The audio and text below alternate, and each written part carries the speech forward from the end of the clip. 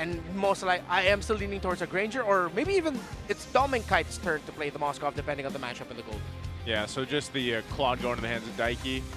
Yeah. Again, I feel like even so, though, he's still going to have to be very careful of the positioning because of just how much it can be thrown at him from Aurora. I'm talking about the Leo Moore light again on this, you know, one of his best heroes, the Grok, and now you throw an Arlot into the mix too. Yeah.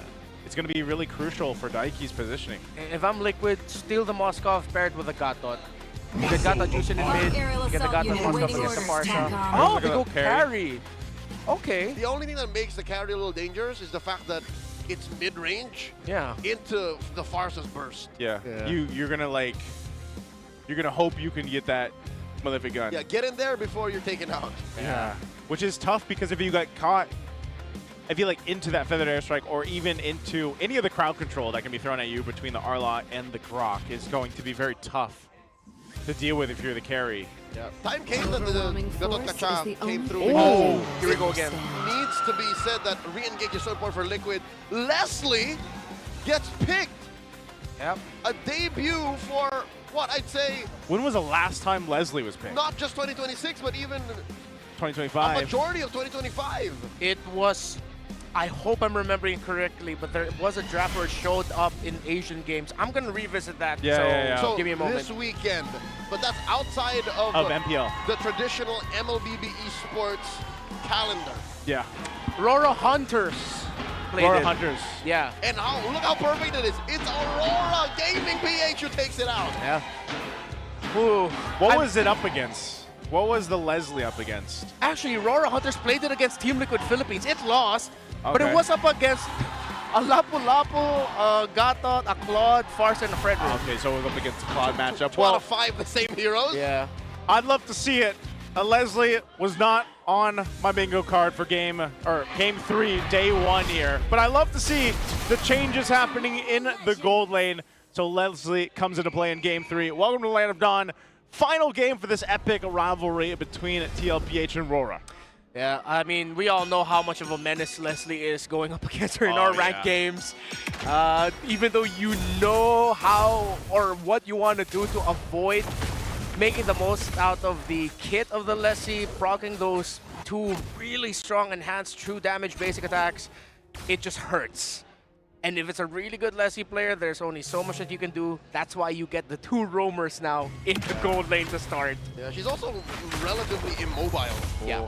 Kind of telegraph where she wants to be, where she has to be, even with the Master of Camouflage. Daiki put down to 1/10 of his health, forcing an early revitalize from JP. So everybody probably watching this at some point has played against a Leslie. And you know how difficult that lane is in the gold lane to be able to, and again, like Renmar mentioned, that's why you got the roams there. So I'm really looking at how Daiki's going to be able to go ahead and transition on this carry who's already, like we mentioned, it's not an easy lane to begin with. The lane itself is not in your favor, but then even the team fights, like the disadvantage that you have with the range, of course. Where do I go? Is, and that's the difficult part here. So Dominkite, on the other hand, is literally just going to continue to scale up and then just be taking people down, you know, a quarter of their health to half their health. Unless he flickers out. That is a charged Queller to the face of Dominkite. All right. Safe to say, Carl Teasy knows what he's up against. Again, it helps that the SEAMO qualifiers saw a Liquid matchup against the Leslie just a few days ago. Yeah. So maybe I wonder if that's Liquid now feeding Daiki information. No, do this. Okay, no, we gotta do this. We already went up against it and won. Okay, with this, they're gonna transition now up to the objective. Turtles up. Positioning right now for Aurora to go ahead and take advantage of. This is also the fact that they have a Feathered Airstrike on their side. Light not level 4 yet, but still that wall is going to be tough to deal with, that rampart. They're going to fight for this half health on the turtle, though. Feathered Airstrike coming in from US, able to put up enough of a defense to take down JP. Carl Teasy gets in there, takes the Lord. Demon Kind gets quelled here. And now Carl Teasy just wailing away in immortality form. Edward in trouble! Katon gets taken down by Carl Teasy. Now this is the problem for Aurora. Because of the 2 roamers going into the gold lane to support their gold laners, that left the Suyo and the Leomore to farm up. That could have gone either way. Yeah. But again, Karl'Tezi will continue to be aggressive because he only has to worry about the Farsa. The rest of the high damage of Aurora comes from physical, something that, of course, Suyo still has defense against. Yeah, Suyo still, again, the mobility of this hero is really what shines for a lot of the team compositions that play with it. And like I was saying before that turtle broke out, one of the main things that was missing there was having that tech charge available on the Grok. So they lose out to the turtle. They're not too far behind at all, right? They're still in a pretty good even position on both sides, but I would say even so, for Daiki at least, he's in a little bit more fighting position to deal with Dominkite. He's just, again, got to play this lane correctly and farm up the way he needs to. Now, on that note, with Light being level 4 now, you can expect him to go ahead and try to set things up potentially. JP more so is on this kind of like, I'm going to babysit the lane if I have to. If I've got to go ahead and jump in or get that unbreakable taunt off, then that's great. I'm more of a peeler right now for this because TLPH's lineup has to scale up. Yeah. So it's tough for Dominkite to be aggressive knowing that JP could show up at any time. And at the same time, Daiki is now in an even better position to be aggressive. Yes, ultimately the bigger chunks of damage comes out from Dominkite. But if Dominkite's not careful, he's not going to be able to maximize the passive. Meaning that after chunking down the carry low, the carry pops up ultimate, has to flicker to dash forward, and Dominkite can just get burned down. I miss this. Yeah. The younger Uchiha, just a much faster farmer than Leo Mord. How much ahead he is right now, too. So Two Turtle's levels. up 2 levels. That's a big advantage right now against Demonkite to deal with. Again, space crucial here. Daiki can get spotted out by Dominkite on that extra brush here with this dangerous grass map. So still taking their time with it, though, just because they know they have to watch out for the initiation. Crimson Beacon by Sanji, the answer. Pattern Steed from Demonkite. Down goes Light, the answer. Better airstrike. And still Liquid put their foot down. Dominkite taking down Sanford, and Karl'Tezi once again 2 for 2 on that turtle. Now Edward flickering on back. Karl'Tezi comes through, on once more. Down goes Edward. Karl'Tezi calling the shots. Dominkite takes down Yue, and now attempting Grand Theft Purple. Demonkite still has a retribution. Oh, that's the momentum plus the retribution secures his own. Yeah. Demonkite gets his own buff. Liquid. Great handling of the fights. Karl'Tezi, you see the gears turning in his head of timing the entry. And it was also a good thing that Liquid was the one that initiated that because Light was in a perfect position to surprise. Demonkite 2v1 gets punished. Sanford, huge. Big pickup there. That's what they needed. I think still, if you look at this, you're going to have to kind of deal with Dominkite sitting on 2 kills now with the Leslie. It'll be interesting to see what build path he goes here, too, especially for this, going against this kind of composition that TLPH has. But, yeah, right now they've got good early control, almost 2,000 up, kind of just taking their time with the way they approach some of these fights, and just Karl'Tezi farming out of his mind on the Suyo. Oh, here's the focus. Whoa! AOG, even underneath tier 1, you were saying, Joseph. Hey, he doesn't have a flicker, but he's able to just kind of get out with the camo. So now he's got the support here. He's going to spot out Sanji. Ultimate snipe. Yeah, they just want to hold this down. Feathered airstrike, pushing back Daiki, who wanted to take down that turret. Aurora able to save parts of the map.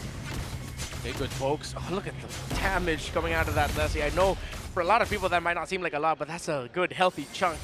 Daiki now focusing on the turret. Oh, they're doing their best, their darndest to stop the push, because again, Dominkite needs the space. He needs this turret to stay. Yeah. And good thing Light showed up at that time because they knew that Yue already used a feathered airstrike. Yeah. Team Liquid could have just dove under the tower and take down potentially Yue and Dominkite, or just force out the flickers and get the tower. But with Light showing up, there was a risk that they could have gotten counter tech charge. Whoa, Edward with a vengeance, another one. The answer, Crimson Beacon by Sanji, and down goes Daiki. Dominkite pops him, headshot. And he used the flicker too, so imagine how much pressure he dealt with protecting that tier 1 turret. Ends up getting a 3rd kill now for Dominkite. Fighting for this turtle. Look at the damage on Sanford. Just a couple pokes. They're going to go in with a charge. Phantom Steed from a Demonkite here. Helping serve up a kill to Yue. Karl'Tezi 3 for 3. Who's going to stop the goat? JP gets to spell that bomb with that, but Edward finishes him off. Aurora, despite the turtle getting taken away from them, win the trade. Oh, he's got to be the careful. Leslie. Dominkite, almost point blank. Oh, Edward taking down Carl. Was that a Not going to miscall? happen. Edward a little too deep. There was nowhere for him to go unless the flicker's up, though. Yeah, I think they were trying to look for the trade. Edward probably accepted that he was going to get taken out. That's why he tried to go for the predictive final slash. But Karl'Tezi got the sidestep it just in time, man. That was actually a great call by Edward to the final slash there, not where Karl'Tezi was going. Crimson Beacon up, putting Dominkite right underneath Sanford's blade. The shutdown. Oh, that's exactly what they needed. Finally getting that shutdown on Dominkite will make something happen here too. And I still have to point out the fact that Dominkite is so far behind in terms of Karl'Tezi. Even in that levels, it's really not the best position to be in, but he can rely on the team to kind of help him stay into this game. Karl'Tezi is in Shippuden, while Dominkite's still again in. I don't know the ranks, I'm sorry. Same. But Genin I know is like what he's episode 1, bro. Yeah. Shinobi? All right. Yeah. Okay. Yeah. Ninja. I'll go for that.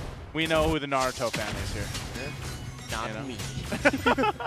Hey, the thing is you kind of forget because you haven't seen Suyo too much in the previous seasons, just how fast he can farm up.